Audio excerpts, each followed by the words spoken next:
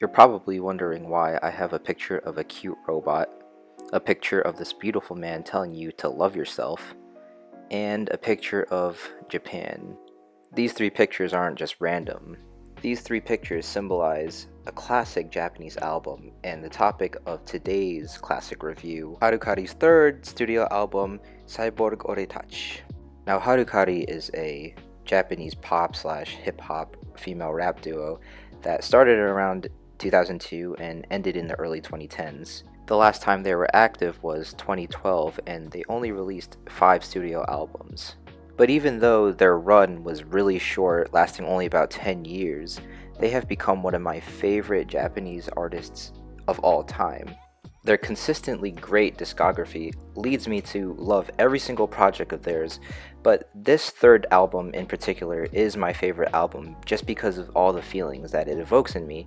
And I listened to this album at a time where it was just such a breath of fresh air.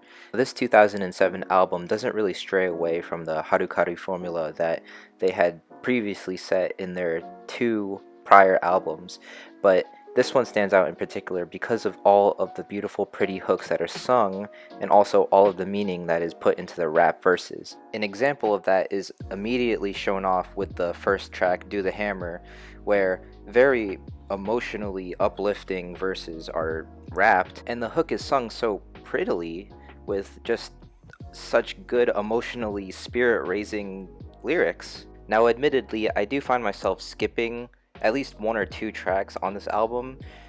Track 2 is a good example of a skip, but even though track 2 is a skip, immediately after track 2, track 3 picks up with a very cool, kind of night cruising, driving rap song. It's just so cool, so 2000s, so Japanese, but it isn't corny. It's just so good. Track 4 ups the energy. Instead of being cool, it has a driving bass line, horns, and really fast rap verses. There are blips and bloops everywhere, which carry on this kind of like robotic production theme that goes on through the album.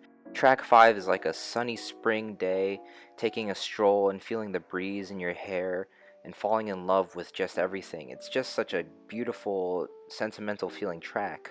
Track 6 is so warm, it carries the same kind of energy that track 5 does, but it's a little bit more up-tempo, and the hook on this one is just beautiful. You're gonna hear me constantly praising these hooks just because they sing pretty damn well.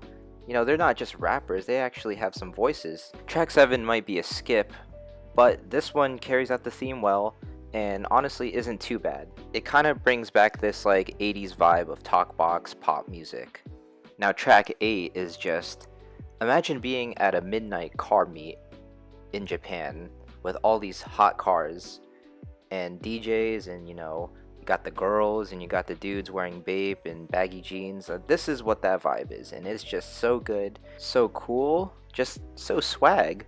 Track 9 features a cool guitar riff and just, again, cool hooks, cool verses, just solid grooves. You could tell that they really made the beats on hip-hop dedicated hardware such as samplers, drum machines, and turntables. Track 10 starts off really fast with a lot of energy, but then goes into halftime with the hook, and it's really manic, but it's composed well, and it kind of makes you feel like you're in Kill Bill. Track 11 is this stunning, just probably the best song on this album, just a twinkly sounding pop song with so much emotion, so much beautiful singing. Just the raps are good too, and the instrumental just like complements this whole vibe so well. And with this emotional sounding song, you get like really emotionally driven lyrics talking about how everyone finds their way in life and how you don't know exactly what you're doing as a kid, but you'll grow into knowing where your place is on this earth. Track 12, the last track on this album, just features this sunny sounding instrumental.